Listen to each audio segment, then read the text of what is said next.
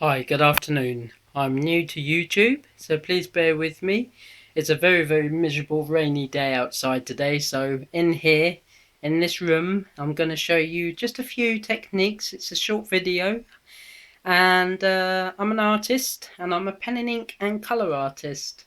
And I'm just going to show you with you that I'm just going to share with you some techniques that I use for build up a shade in pictures, and I'm going to show you at the moment that I'm doing the falls. They're just called the falls or the waterfalls, whatever you prefer. And here we go up here. I'll show you what I've been doing 3 days now.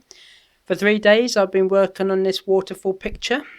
Sorry about the strong light here. The window is just right there.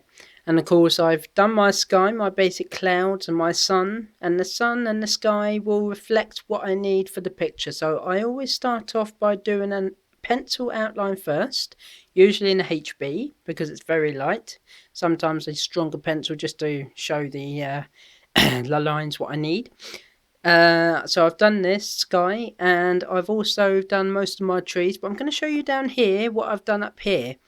Basically down here with my pens, and I'll show you the Faber-Castell pens, and they've got 6 different pens and they're different letters.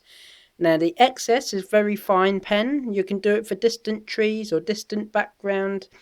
Very fine. So be careful. Be very delicate with that pen. It's very fine. The S, that's also a very fine pen. Usually I use that for background trees.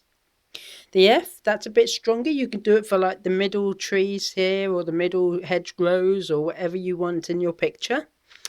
The M, that's a very good strong pen, which I've done for these trees, and it creates very sharp points in the trees just to define what I need to show. And B is a brush pen, so be very delicate with that. Usually you can use it for foreground pictures, but I won't be using it in this picture at all. And the C, which is also a very good, very good pen. It's like jagged lines, and this is Faber-Castell, and they're 11.24 on offer at the moment from WH Smith, and I'll be using Academy Derwent colours, which are very good. So basically this is a short video, and I'm just gonna upload videos as I go along throughout the 2 weeks that I'll be doing this. Let me just show you a picture of one of mine that just show you what it's like when they're usually finished. This is a place near me, and it's just up the road, and I did it from a photograph, and I made up the people, so you can make things up in your mind, but the rest of it is all real. The rest of it's a real place, and that's pen and ink and colour, and I usually do it on a cartridge paper, and the cartridge paper is very strong, and it withholds all inks. So let me show you just to build up a shade, and I'm going to use the number M pen here, and I do sell some of my artworks. I'm meeting a lady from Florida 2 weeks time from now, and she's buying 4 of my works, and I believe this is the one. No, this isn't the one. This is the one that's going to another person that lives in the UK.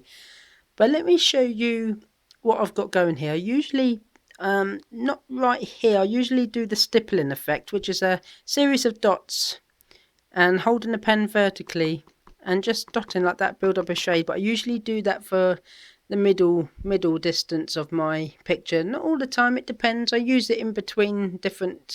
I do these scribbling effects, which is a build up a shade. Let me show you here. The scribbling effect is just like so, and it's a build up a shade. And trees should have like bushes and shrubs and little bits of grass and what have you, because nature is so beautiful and nature is so wonderful, and drawing should make you happy. Doing artwork takes your mind off the real world, and it helps you. It's a therapy.